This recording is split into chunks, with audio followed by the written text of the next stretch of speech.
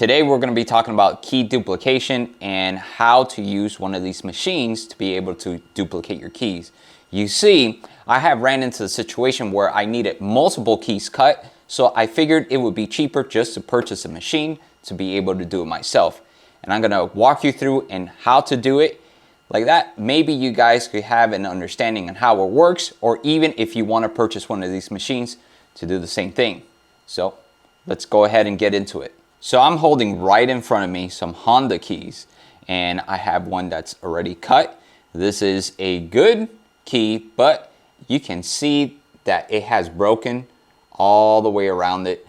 And the key itself, it's loose from its key fob. And this is something that's very common with Honda keys. They do break and you have to replace them. Here you can see what it looks like, and you can see that the key is built in to the key fob and you cannot remove it. So if this part breaks on you, you will have to replace it or glue it together like I have right here. So for some Honda vehicles, you're able to program the key without a programmer, and as long as you have it cut, you are able to manually program it. There's a series of sequences and you program it to your vehicle. For other vehicles, you will need a key programmer. Let me show you what that looks like. So for the other keys that you do have to program it with some type of scan tool or key programmer, you can use this Autel key programmer. Now we'll talk more about this in a later video, so tune in for this video because I'll show you how to program one of these keys.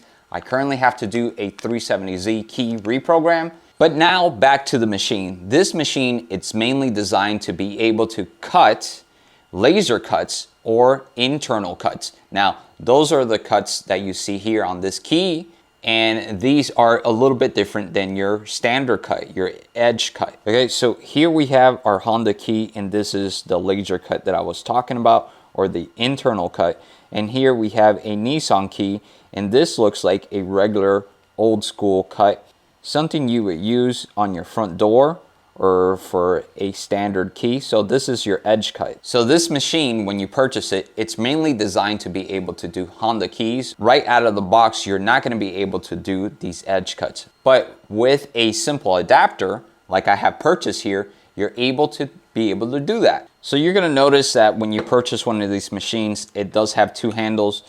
The one on the left of me, you're going to be able to swivel this machine. And basically what it does is it lets you trace the key to be able to duplicate the other side.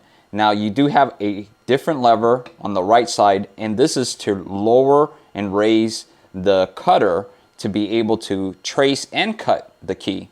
So a little bit more on that later. I'll show you how to set up everything. So it does come with a couple of accessory cutting bits, and you can see that these right here that are solid and that they're not very sharp, they're not made for cutting. These are made for tracing. You can see there's some ends that are a little bit thicker than others, and you would have to accommodate and figure out which one is going to work best for tracing your key. And let me show you what I mean.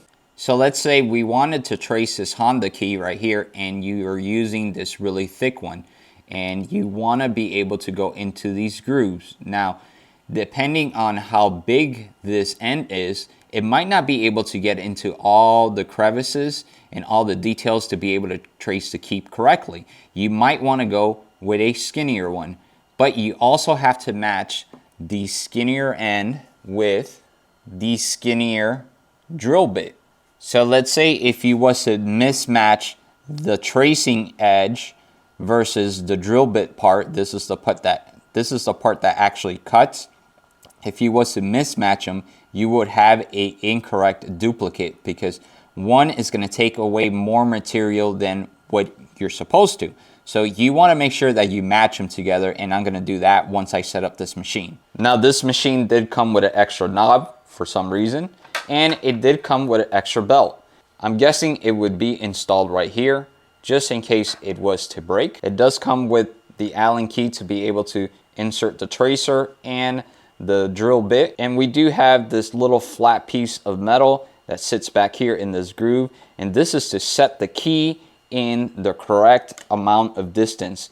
This is a stopper, so when you would set up your blank key or your tracer key in the other side, you would make sure that this is in place right before you was to clamp it down. Let's say if you didn't use this, you would not have an accurate trace of the key. Now that you have a brief understanding in how this machine works, we're gonna go ahead and set it up and try to duplicate a key. So this slot right here actually spins and this one is stationary.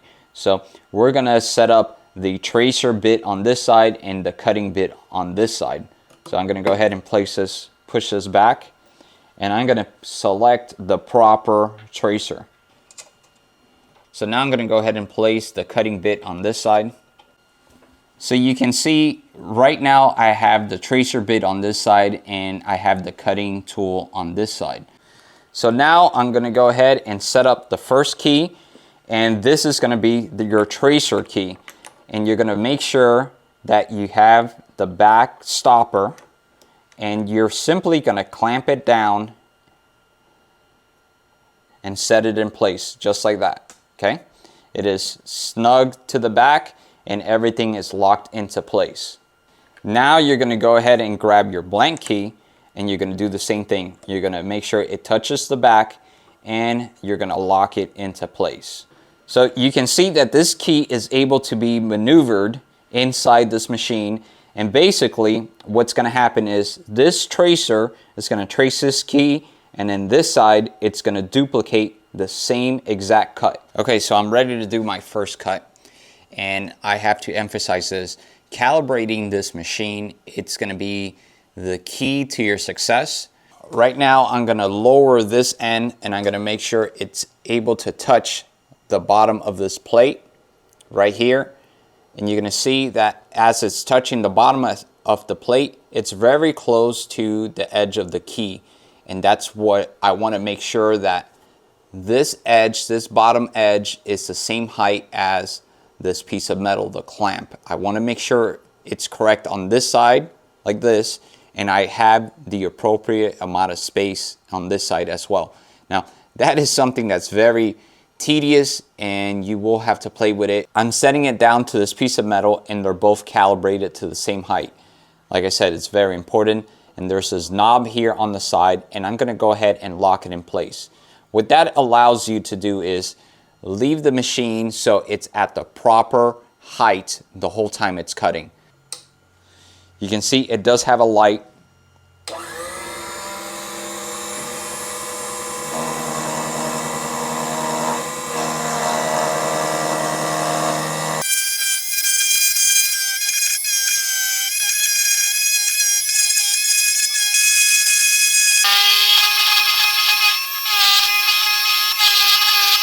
You definitely hear the difference in the machine. It no longer is really cutting, it's just kind of grazing the edge of the key. So I know I am done now at this point, and I'm gonna remove the key. Okay, so here we have the old key and here we have the new key. And you can see I was able to trace it and do the cut. It was not easy. I'm not gonna say that this machine is easy and it's ready to use right out of the box. It is not. It is very difficult to calibrate and get going. And you can see that I sanded down this key to remove some of the material that it was left over from grinding down or cutting away at the key with this inside cut. So I probably should have used a finer sandpaper. You can see there is some scuffing that I left behind, but I don't think it's going to affect the functionality of the key whatsoever, because this key is going to get scratched up when you insert it into your key slot to be able to open your vehicle. So I don't think it's going to affect that whatsoever. But now we have to do the backside, and you can see the backside is blank still.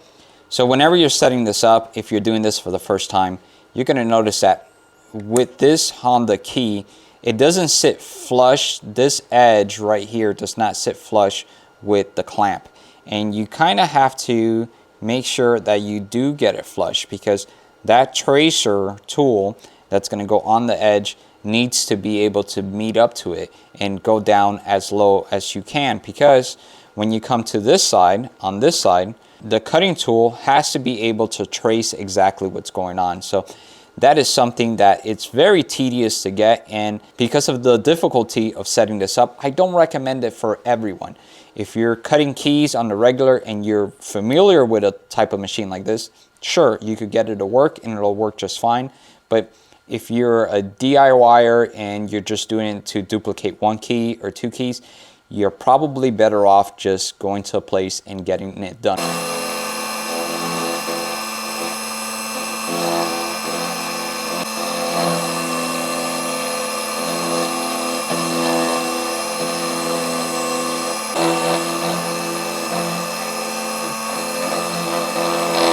So I'm just going to try to knock down the rest of the material that's left over. That looks better already. Okay, so I have cut the key. Let's see if it works. I think it does work. Okay, now, gonna be honest with you. It took me 2 tries. Oh, it doesn't work. It doesn't work. I'm not messing around. So I didn't get it right away. This is something that it's gonna take some practice to get used to. I'm sure as I do more of these keys, it's gonna get easier, but I had to put it back on the machine and go through another pass because I guess it wasn't to the correct thickness or whatnot. But anyways, I had to put it back on the machine and do it again. So what did we learn today? This machine does work, but it takes a little bit of time of getting used to it and setting everything up for it to work correctly. It is not that easy to get going. So anyone that's trying to pick up this machine and get it to work right away, it's not going to happen. Unless you have experience in using one of these machines, it's probably not going to work the first time. So that's something I wanted to just emphasize, just in case you're looking to purchase one of these. Now, if you are still looking to purchase one of these, I'll put a link down below in the description so you could pick this up. It's not that expensive. I think it was under 200 bucks. I picked it up at Amazon, and yeah, you could duplicate some keys. And with that adapter, you could work on duplicating other keys, the standard keys, the Nissan keys, the standard edge cut keys. In the process of recording this video, I also had to program the key, and I'm not going to put that segment in this part of the video.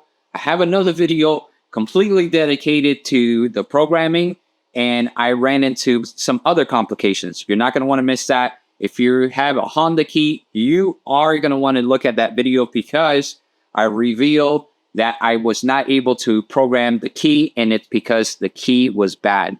But I think I said too much already. Just watch the video and you'll find out. So guys, until the next one, we'll see you in the next one.